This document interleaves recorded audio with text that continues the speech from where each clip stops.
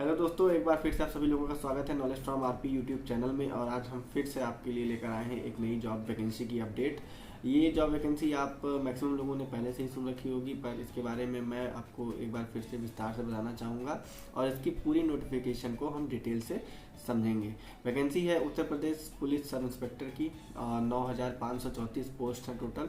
तो इसका जो आवेदन है वो 1 अप्रैल 2021 से शुरू होने वाला है और इसकी लास्ट डेट जो आवेदन की है वो 30 अप्रैल 2021 तक की है।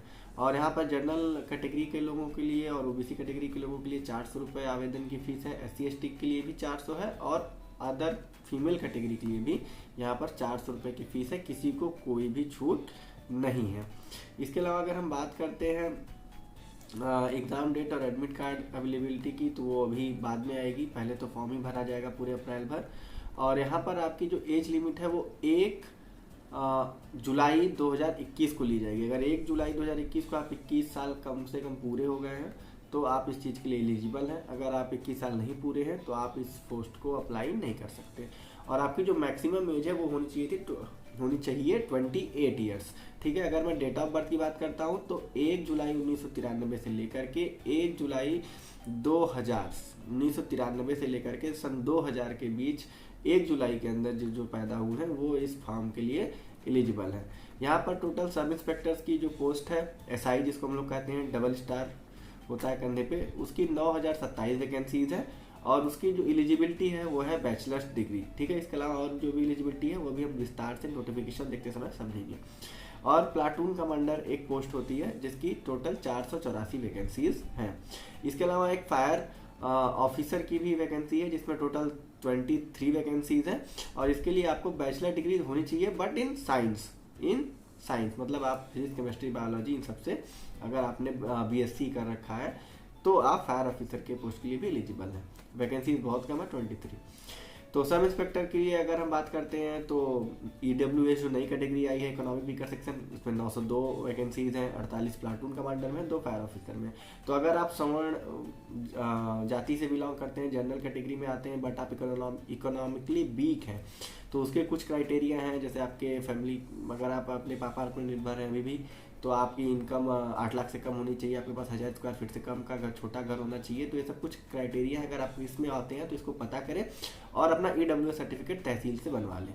इससे आपको यहाँ पर रिजर्वेशन मिल जाएगा और बहुत सारे लोग इसका लाभ उठा करके जॉब पा चुके हैं। तो ये बहुत सारे लोग ऐसे भी हैं जो इसके लिए एलिजिबल हैं बट उन्हें कुछ पता ही नहीं है और वो ना कुछ इसके लिए कर रहे हैं। तो इसके लिए अगर आप और भी डिटेल में जानकारी चाहते हैं तो कमेंट बॉक्स में कमेंट करें। मैं इसके लिए एक सेपरेट वीडियो बना दूंगा कि इसके लिए क्या एलिजिबिलिटी है, क्या क्या डॉक्यूमेंट्स लगेंगे और किस प्रोसेस से आप इसको आसानी से बनवा सकते हैं। इसके अलावा OBC SC/ST इन सब का अलग अलग आरक्षण है। और यहाँ पर अगर हम बात करते हैं फिजिकल एलिजिबिलिटी, जैसे मैंने बताया एजुकेशनल एलिजिबिलिटी क्या थी आपकी, ग्रेजुएशन, और फायर वाले के लिए ग्रेजुएशन इन साइंस। बट यहाँ पर आपके सभी पोस्ट के लिए जो फिजिकल मतलब आपके शारीरिक जो टेस्ट होगा एक शारीरिक क्षमता का, तो उसमें आपकी जो है रनिंग होगी। ठीक है। रनिंग 4.8 किलोमीटर्स की जो है मेल के लिए 28 मिनट में इनको कंप्लीट करना है, 4.8 किलोमीटर्स। और लड़कियों के लिए 2.4 किलोमीटर यानी 2400 मीटर की रनिंग करनी है उनको 16 मिनट में। यहाँ पर अगर हम चेस्ट की साइज की बात करते हैं तो लड़कों की 79 से 84 होनी चाहिए जनरल, OBC और SC कैटेगरी के लिए। और अगर ST कैटेगरी से आप बिलोंग करते हैं तो आपकी चेस्ट होनी चाहिए 77 से 82 के बीच, या फिर 77 या 82 भी इंक्लूड है। इसके अलावा 5 सेंटीमीटर आपका एक्सपेंशन भी कम से कम चेस्ट फुलाने पर होना चाहिए। हाइट की बात करते हैं तो जनरल, OBC और SC कैटेगरी के लिए आपका हाइट है 168 सेंटीमीटर्स और ST कैटेगरी के लिए आपकी हाइट मिनिमम है 160 सेंटीमीटर्स। ठीक है। फॉर्म 1 तारीख से भरा जाएगा। 1 तारीख को मैं फॉर्म कैसे भरा जाएगा, बहुत सारे अभ्यर्थी ये भी नहीं जानते हैं, बहुत सारे स्टूडेंट्स जो उतना फैमिलियर नहीं है कंप्यूटर मोबाइल से, तो वो फॉर्म अपना जाते हैं साइबर कैफे भराने। आप अपना फॉर्म खुद भर सकते हैं, आपको किसी को कोई पैसा देने की जरूरत नहीं है। इसके लिए मैं आपको हाउ टू अप्लाई करके एक वीडियो बना करके 1 तारीख को डाल दूंगा। इसके अलावा अगर हम बात करते हैं तो आपको डॉक्यूमेंट्स क्या क्या चाहिए, आपको एलिजिबिलिटी डॉक्यूमेंट चाहिए, ID प्रूफ, एड्रेस डिटेल और बेसिक डिटेल जो आपकी है, ये सब आपको फॉर्म भरने के पहले ही चाहिए। आपके पास होना चाहिए स्कैन आपका फोटो, साइन और ID प्रूफ। ठीक है। तो आइए देखते हैं इसके हम डिटेल नोटिफिकेशन को और एक्सप्लोर करते हैं उसको कि उसमें क्या क्या चीज़ें हैं। तो चलते हैं मेरे लैपटॉप में। देख सकते हैं ये है उत्तर प्रदेश सरकार की जो उत्तर प्रदेश पुलिस भर्ती एवं प्रोन्नति बोर्ड है उसकी तरफ से ऑफिशियल नोटिफिकेशन। तो अगर आपको कोई भी कंफ्यूजन है आप बस इस एक डॉक्यूमेंट को देखेंगे और आपको सारी कंफ्यूजन यहाँ पर दूर हो सकती है, क्योंकि सारे जो क्वेश्चंस आंसर हम लोग देते हैं आपके कंफ्यूजन के इसी में से देते हैं, क्योंकि यही एकमात्र रिलायबल सोर्स है सही जानकारी का। तो आइए देखते हैं इसको। तो यहाँ पर आप देख सकते हैं कि यहाँ पर उप निरीक्षक नागरिक पुलिस, प्लाटून कमांडर, पीएससी एवं अग्निशमन द्वितीय अधिकारी, ये तरह की जो है पोस्टें हैं। और वेतनमान जो है यहाँ पर आपका जो बैंड है वो है 9300 से 34,800 और ग्रेड पे है आपकी 4200। ये वही है जो अन्य डिपार्टमेंट में बाबू पोस्ट को दी जाती है, ये वही ग्रेड पे है 4200।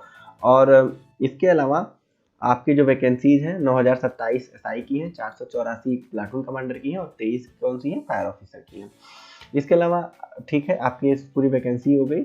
और महिला अभ्यर्थी केवल उप निरीक्षक नागरिक पुलिस हेतु ही आवेदन कर सकती हैं। महिला पुलिस मतलब है कि जो फायर ऑफिसर है उनके लिए और प्लाटून कमांडर के लिए एलिजिबल नहीं है, उनको बस एसआई यानी सब इंस्पेक्टर वाली पोस्ट के लिए अप्लाई करना है।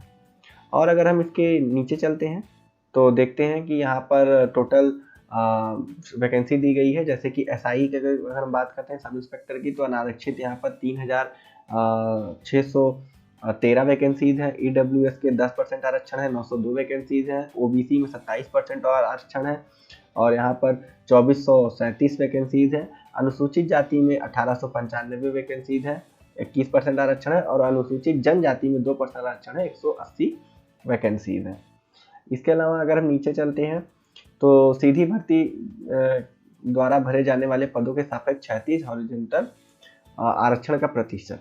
तो यहाँ पर देखिए डायरेक्ट जो रिक्रूटमेंट भी होती है, कुछ लोगों को स्पेशल जो है यहाँ पर छूट होती है। तो उसमें स्वतंत्रता संग्राम जो है सेनानी के आश्रित जो है जिन्होंने स्वतंत्रता संग्राम में भाग लिया था उनको 2% आरक्षण दिया जाएगा और यहाँ पर टोटल 180 वैकेंसीज है। भूतपूर्व सैनिक जो है जो रिटायर हुए हैं सीआर पैरामिलिट्री फोर्स से या फिर आर्मी वगैरह से, उनके लिए 5% आरक्षण है, 451 वैकेंसीज है। और महिला जो है उनके लिए 20% आरक्षण है और 1805 वैकेंसीज है। मतलब टोटल जो वैकेंसीज है उसमें 20% जो है आरक्षण कर दिया गया है महिलाओं के लिए। ठीक है। इसके अलावा प्लाटून कमांडर की वैकेंसीज भी यहाँ पे आप देख सकते हैं। अनारक्षित की 194 है, ईडब्ल्यूएस की 10% 48 है, अन्य पिछड़ा वर्ग 131 है, अनुसूचित जाति 101 है और अनुसूचित जनजाति की 10 वैकेंसीज है। टोटल 484 वैकेंसीज यहाँ पे हैं। और अगर हम यहाँ पर सीधी भर्ती के लिए देखते हैं तो स्वतंत्रता संग्राम सेनानी के आश्रित 2%, टोटल 10 वैकेंसीज है। भूतपूर्व सैनिकों की 24 वैकेंसीज है 5% के हिसाब से। अग्निशमन में इसी तरह आप देख सकते हैं अनरिजर्व 10 है, ईडब्ल्यूएस 2 है, अन्य पिछड़ा वर्ग 6 है, अनुसूचित जाति 5 है, अनुसूचित जनजाति 0 है। टोटल 23 वैकेंसीज है। और यहाँ पर भी आपको भूतपूर्व सैनिक और स्वतंत्रता संग्राम सेनानी के आश्रितों के लिए आरक्षण है, लेकिन यहाँ पर आप स्वतंत्रता संग्राम सेनानी के आश्रितों के लिए 2% आरक्षण के हिसाब से यहाँ पर 0 वैकेंसीज ही है।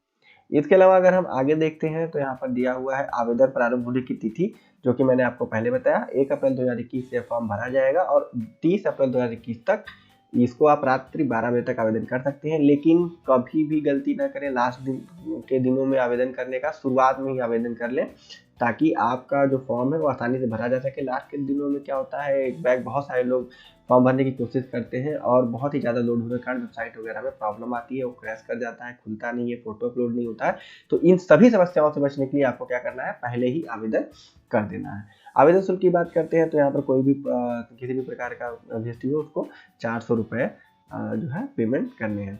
और यहाँ पर कुछ नॉर्मल सी बातें हैं, एलिजिबिलिटी है, तो ये सब कोई खास नहीं है। इसको आगे बढ़ते हैं और यहाँ पर हम देखते हैं कि आगे और क्या इंपॉर्टेंट है जो हमें देखना चाहिए। तो देखिए यहाँ पर आपको प्रेफरेबल जो दिया हुआ है कि आपके पास एलिजिबिलिटी होगी तो आपको प्रेफरेंस दी जाएगी। तो अगर आपके पास डोएक से या NILIT सोसाइटी से कंप्यूटर में O लेवल का जो 1 साल का सर्टिफिकेट कोर्स होता है, अगर आपने वो किया है तो आपको यहाँ पर जो है प्रेफरेंस दी जाएगी। इसके अलावा आपने NCC का भी प्रमाण पत्र प्राप्त किया हो या फिर किसी भी प्रादेशिक सेवा में कम से कम 2 साल सेवा की हो। ठीक है। अगर आयु की बात करते हैं तो वही है 21 से 28 साल। और चरित्र, टिप्पणी, वैवाहिक स्थिति, देखो वैवाहिक स्थिति भी देख लेते हैं। बहुत सारे लोग होंगे जो शादीशुदा होंगे। तो सेवा में किसी पद पर नियुक्ति के लिए ऐसा पुरुष या महिला अभ्यर्थी पात्र नहीं होगा जिसकी 1 से अधिक पत्नियां जीवित हो। मतलब पति या पत्नी अगर आपके 1 से अधिक एक साथ समय में है तो आप इसके लिए पात्र नहीं है। हाँ, अगर आपने पहले वाली को डिवोर्स देकर के दूसरे शादी किया हुआ है तो आप उसमें मतलब आपको कोई भी परेशानी नहीं है। या ऐसी महिला अभ्यर्थी पात्र ना होगी जिसने ऐसे पुरुष से विवाह किया हो जिसकी पहले से एक पत्नी जीवित हो। ठीक है, परंतु सरकार किसी व्यक्ति को इस नियम के परिवर्तन से छूट दे सकती है यदि उसका समाधान हो जाए कि ऐसा करने के लिए विशेष कारण या विद्यमान है। ठीक है, तो आप इसके लिए अपना एलिजिबिलिटी एक बार वहाँ पर ट्राई कर सकते हैं। अगर आप कुछ ऐसे है, कोई कारण है तो उसको वहाँ पर बता सकते हैं। शारीरिक स्वस्थता, तो यहाँ पे आप फिट तो होना बहुत जरूरी है। भर्ती प्रक्रिया जो है यहाँ पर आपकी एक ऑनलाइन परीक्षा होगी जिसमें सामान्य हिंदी 100 अंक का, मूल विधि संविधान एवं सम्मान ज्ञान ये भी 100 अंक का, और संख्यात्मक एवं मानसिक योग्यता परीक्षा ये भी 100 अंक का, और मानसिक अभिरुचि परीक्षा, बुद्धि बल परीक्षा यानी रीजनिंग एक तरीके से, ये भी 100 अंक की आएगी। ऑनलाइन परीक्षा होगी आपकी 2 घंटे की, टोटल 120 मिनट की। और इसके अलावा आपका देखिए यहाँ पर और भी कुछ डिटेल्स दिए हुए हैं। यहाँ पर आपका नॉर्मलाइजेशन लागू किया जाएगा क्योंकि परीक्षा एक साथ होगी नहीं, क्योंकि बहुत सारे अभ्यर्थी फॉर्म भरेंगे, बहुत सारे कैंडिडेट होंगे, तो कई दिनों में एग्जाम होगा, कई शिफ्ट में होगा, तो उसके लिए नॉर्मलाइजेशन भी यहाँ पर लाया जाएगा। इसके अलावा है कि यहाँ पर लिखित परीक्षा में प्रत्येक विषय में 35% तक और कुल 50% अंक प्राप्त करने में विफल रहने वाले अभ्यर्थी, मतलब कि एक भी सीट भले न भरी जाए, कट ऑफ उससे ऊपर भले न जाए, लेकिन अगर 35% से कम सेक्शनल कट ऑफ, यानी हर एक सेक्शन में 35% कम से कम, और ओवरऑल कम से कम 50% अगर आपके हैं, तभी आप उसके लिए एलिजिबल होंगे, तब आप कट ऑफ के लिए लड़ाई करेंगे, अदरवाइज आप कट ऑफ के लिए भी लड़ाई में नहीं रहेंगे। आगे देखते हैं, तो ऑनलाइन परीक्षा का पाठ्यक्रम जो है पहले ही ऊपर बताया गया है, और उसके अलावा यहाँ पर पुरुषों हेतु ऊंचाई और सीना ये सब मैंने आपको बताया था। 5 सेंटीमीटर सीना फूलना अनिवार्य है। महिलाओं हेतु वजन मिनिमम 40 किलो होना चाहिए, तो अगर आपका वजन कम है तो आप बढ़ा लें।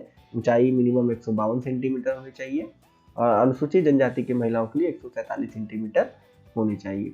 शारीरिक दक्षता परीक्षा होगी, इसमें आपको दौड़ाया जाएगा। अगर आप पुरुष हैं तो 4.8 यानी 4800 मीटर 28 मिनट में, और 2400 मीटर 16 मिनट में महिलाओं के लिए।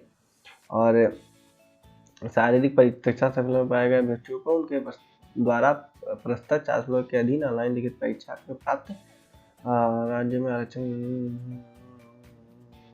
और फिर जब आप रिटेन निकाल लेंगे और अपना अगर आप फिजिकल भी क्लियर कर लेते हैं तो यहाँ पर एक कट ऑफ लिस्ट बनाई जाएगी, यहाँ पर वो दिया हुआ है, आप चाहे तो पॉज करके विस्तार से पढ़ सकते हैं। इसके अलावा अगर आप दोनों निकाल लेते हैं तो आपको चिकित्सा परीक्षा के लिए यानी मेडिकल एग्जामिनेशन के लिए भेजा जाएगा।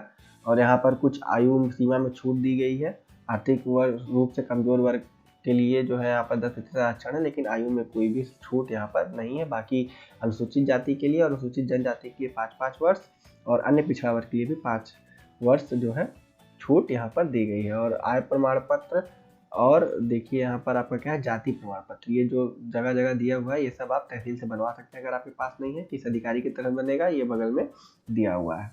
ये आपके आरक्षण के बारे में दिया हुआ है, और यहाँ पर कुछ अन्य डिटेल्स हैं जो कि आप पढ़ सकते हैं। मैं इसका लिंक जो है इस सर्टिफिकेट का दे दूंगा, आप इसको देख लीजिएगा। और ऑनलाइन आवेदन करने की प्रक्रिया मैं आपको ऑनलाइन आवेदन करके दिखा दूंगा 1 तारीख को, जब ये फॉर्म लाइव हो जाएगा। तो चैनल को सब्सक्राइब कर लें और बेल आइकन दबा लें, ताकि जब भी वीडियो मेरी पड़ती रहे आपको पता चल जाए और आप उसको देख सकें। और यहाँ पर एक बार फिर से मैं सिलेबस की अगर बात करता हूँ तो सामान्य हिंदी में 100 अंक, मूल विधि संविधान सामान्य ज्ञान में 100 अंक, इस सब के मैं क्विज़ेस करा दूंगा जो कि बहुत इंपॉर्टेंट क्वेश्चंस के होंगे।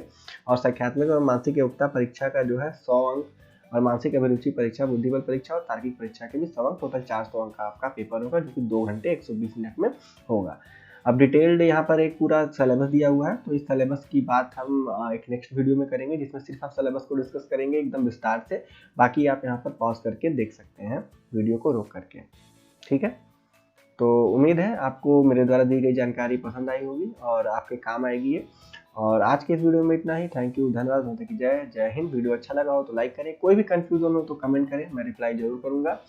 और चैनल को सब्सक्राइब करना बिल्कुल ना भूलें। थैंक यू, धन्यवाद, माता की जय, जय हिंद।